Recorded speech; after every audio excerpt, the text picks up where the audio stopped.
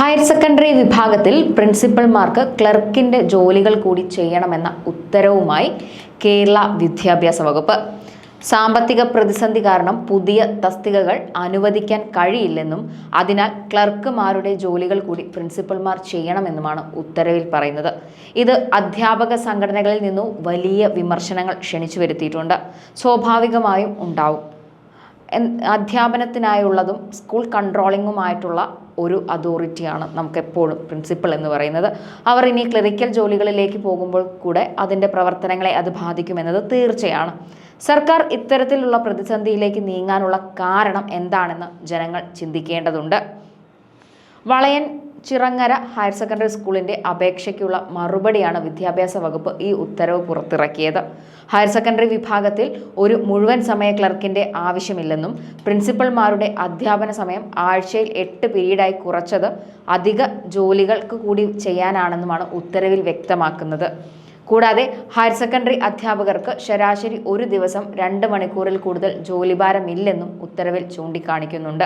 ഈ നീക്കം വലിയ സാമ്പത്തിക പ്രതിസന്ധി മറികടക്കാനുള്ള സർക്കാരിന്റെ ശ്രമമാണെന്നാണ് ഉത്തരവിൽ പറയുന്നത്. ഏതെങ്കിലും ഒരു സ്കൂളിന് ക്ലർക്ക് തസ്തിക അനുവദിച്ചാൽ മറ്റു സ്കൂളുകളും ഇതേ ആവശ്യം ഉന്നയിക്കാൻ സാധ്യതയുണ്ടെന്നും അത് സർക്കാരിന് വലിയ സാമ്പത്തിക ബാധ്യത ഉണ്ടാക്കുമെന്നും ഉത്തരവിൽ പറയുന്നു. എന്നാൽ ഈ ഉത്തരവിന്റെ പരാമർശങ്ങൾ വസ്തുതാവിരുദ്ധമാണെന്നും ഇത് പിൻവലിച്ച് ആവശ്യമായ തസ്തികകളിൽ ജീവനക്കാരെ നിയമിക്കാൻ സർക്കാർ നടപടി സ്വീകരിക്കണമെന്ന് പ്രതിപക്ഷ അധ്യാപക സംഘടനകൾ ആവശ്യപ്പെട്ടിട്ടുണ്ട്. പ്രിൻസിപ്പൽമാരുടെ പ്രധാന ചുമതല അക്കാദമിക് കാര്യങ്ങളുമാണെന്നും ക്ലറിക്കൽ ജോലികൾ കൂടി അവരുടെ ചുമലിൽ വെക്കുന്നത് അക്കാദമിക് നിലവാരത്തെ ബാധിക്കുമെന്നും അവർ വാദിക്കുന്നുണ്ട്. ജനമനസ്സറിയാൻ നവകേരള സദസ്സ് നടത്തിയ ചെലവ് കൂടുതലാണ്.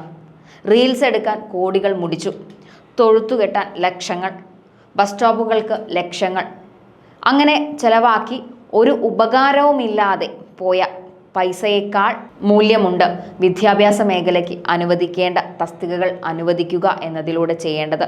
സർക്കാർ എന്തിനാണ് ഇത്രയും വീഴ്ച വിദ്യാഭ്യാസ മേഖലയിൽ കൊണ്ടുവരുന്നത്? സാമ്പത്തിക നഷ്ടം സർക്കാരിന് എങ്ങനെ സംഭവിച്ചു? ഖജനാവിൽ ഒരു പൊതുജനവും കയറി കൈയിട്ട് വാരാറില്ല. എന്നിട്ടും സർക്കാർ എങ്ങനെ ഇത്തരത്തിൽ ഖജനാവ് കാലിയായി ഇരിക്കേണ്ടി വന്നു എന്നത് ആലോചിക്കേണ്ടതാണ്. മുൻപ് ബജറ്റ് സമയത്ത് കേരളം സാമ്പത്തിക പ്രതിസന്ധി അതിജീവിച്ചെന്നും കേരളം ടേക്ക് ഓഫിന് ഒരുങ്ങുകയാണെന്നും ഒക്കെ KN ബാലഗോപാൽ പറഞ്ഞിരുന്നു. സംസ്ഥാനത്തിന്റെ ധനസ്ഥിതി മെച്ചപ്പെട്ടെന്ന വിവരം ധനകാര്യമന്ത്രി വെളിപ്പെടുത്തിയത് വലിയ ആഘോഷമായിരുന്നു. മെച്ചപ്പെട്ട ധനസ്ഥിതിയിലേക്ക് സംസ്ഥാനം മുന്നേറും. ധനഞെരുക്കം സർക്കാർ ജനങ്ങളോട് തുറന്നു പറഞ്ഞതായി വിവരിച്ചായിരുന്നു ബജറ്റിലെ പ്രസംഗം ഉണ്ടായിരുന്നത്. സംസ്ഥാനത്തിന്റെ വികസനം പരിശോധിക്കുന്ന ആർക്കും സാമ്പത്തിക മുന്നേറ്റത്തിന്റെ ടേക്ക് ഓഫിന് ഒരുങ്ങി നിൽക്കുകയാണെന്ന് കാണാനാവുമെന്നാണ് അന്ന് മന്ത്രി പറഞ്ഞത്. വളർച്ചാ നിരക്ക് ഇനിയും മെച്ചപ്പെടും, പശ്ചാത്തല സൗകര്യ വികസനവും വികസന പദ്ധതികളും ഒരുപോലെ കൊണ്ടുപോകുമെന്നും പറഞ്ഞ KN ബാലഗോപാൽ കേന്ദ്ര സർക്കാർ നയങ്ങൾക്കെതിരെ വിമർശനവും അന്ന് ബജറ്റ് പ്രസംഗത്തിന്റെ ഇടെ പറഞ്ഞിരുന്നു. ആദ്യഘട്ടത്തിൽ തന്നെ അത് ഉയർത്തി കാണിക്കുകയും ചെയ്തിരുന്നു.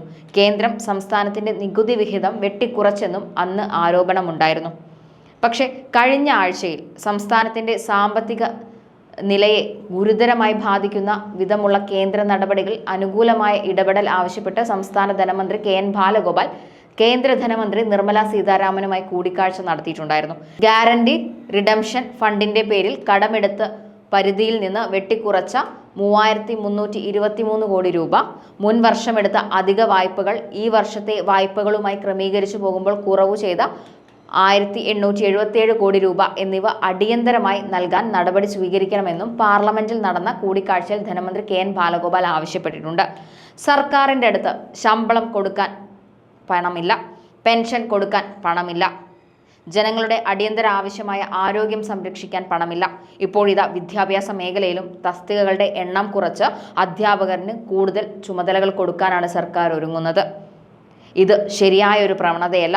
നവകേരള സദസ്സിന് പൊളിച്ച മതിലുകൾ കെട്ടാൻ വീണ്ടും പണം നൽകേണ്ടി വന്നു. അതുപോലെ ഒരുപാട് അധിക ചെലവുകളാണ് സർക്കാർ തലയിൽ എടുത്തു വെച്ചത്. അല്ലെങ്കിൽ സർക്കാർ ജനങ്ങളുടെ കണ്ണിൽ പൊടിയിട്ട് ജനങ്ങളുടെ പണം കൊണ്ട് നടത്തി കാണിച്ചത്. വിദേശ യാത്രകൾ വരെ ഇതിൽ ഉൾക്കൊള്ളുന്നു. എന്നിട്ടും സർക്കാരിന് ജനങ്ങളുടെ ക്ഷേമത്തിന് ചിലവാക്കാൻ പണമില്ല.